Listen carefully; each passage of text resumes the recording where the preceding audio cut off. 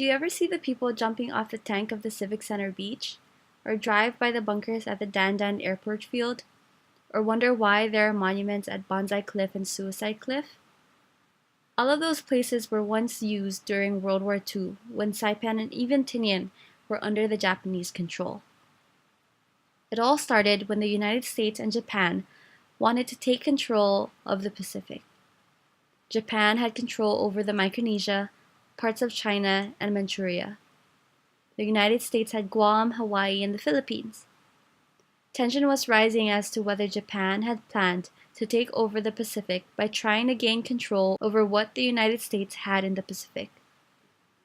The United States President at that time, President Roosevelt, did not want that to happen and had stopped supplies of iron and oil of which Japan was purchasing from them.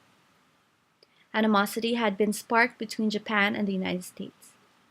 As a result, Japan attacked Pearl Harbor on December 7, 1941, which brought the United States into World War II.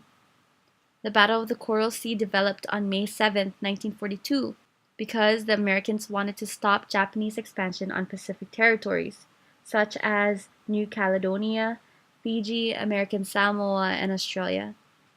The Battle of Midway emerged because Japan wanted to control Midway, which was a strategic area close to Hawaii. The United States then wanted to capture the Marianas because of its strategic location. There, sea battles against the Japanese Navy could be easier. The Marianas could host for better U.S. bases where they could easily attack shipbuilding centers, aircraft manufacturing plants, and other Japanese sites.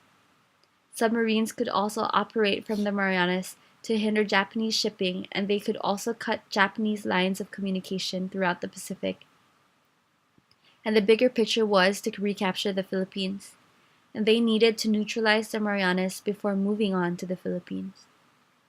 The Japanese, knowing that the Americans are going to attempt to take control over the Marianas, wanted to build a strong defense, but U.S. submarines helped with the elimination of Japanese troops and supplies making its way to the Marianas. On June 11, 1944, the Battle of Saipan began with 4 constant days of airstrikes, where the U.S. destroyed a third of the Japanese air strength. On June 15th, Dog Day started, where Marines landed on the shore of Saipan to make their way to the railroad. Some Marines were to capture Susupi Point and some were to capture Agingan Point, but both places were heavily defended. Most of the heavy attacks were from a Japanese regiment east of Chalankanoa. The Americans lost many during Dog Day from heavy artillery and mortar fire. The Japanese tried to counterattack by June 16th, but was unsuccessful. In the meantime, the United States had continued unloading supplies, artillery, carriers, and men. They wanted to start securing lines and begin advances towards the Aslito Airfield, which was renamed Isley Field, and then to Majasin Bay. But the Japanese still had control over Mount Tupochal, and Saito, the Japanese general, saw everything happening from above, from Agingan Point to Isley Field to Majasin Bay. Stronger air support for the United States was present after Isley Field was taken. The Americans made their way to Mount Tupochal and Cagman. Meanwhile, the Japanese wanted to pose attacks and were ordered to refuel on Guam after striking the American fleet. But Japanese pilots were not as experienced as the American pilots, and the Americans shot down 402 Japanese planes, while the Americans only lost 26. This was known as the Marianas Turkey Shoot. The United States moved into Garapan and practically flattened the town. Here, many Japanese civilians died trying to protect the Japanese troops. The Americans lined the island from Garapan to the base of Mount Tupochal and down Cagman Peninsula.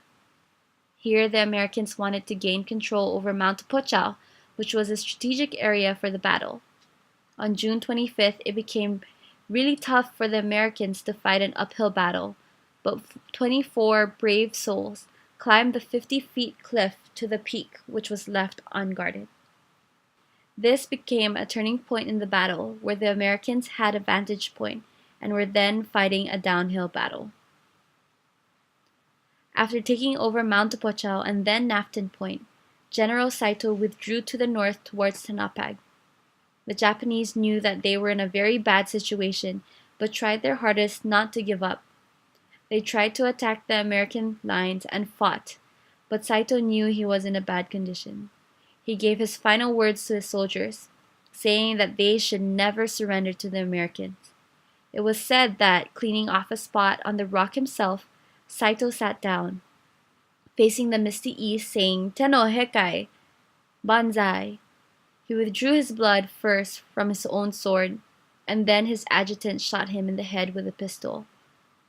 Americans then advanced towards Marpi Point and saw Japanese casting their children ahead of them and embracing death, plunging from the cliffs to the jagged rocks of Suicide and Banzai Cliff. On July 9, 1944, Saipan was secured.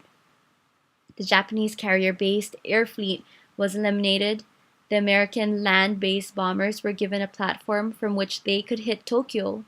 The U.S. submarines were given a refueling and rearming station 1,200 miles from Tokyo Bay, and the Japanese pro-war government was forced to resign. After securing Saipan, Tinian was next, where the Americans performed the perfect amphibious operation. They faked a stage landing in Tinian Town, retreated, and then landed in White 1 and White 2, which was the least obvious landing site. This took the Japanese by surprise. By August 1st, Tinian was secured, but not after the Japanese ended their lives in suicides. The battle for Guam continued until August 10, 1944.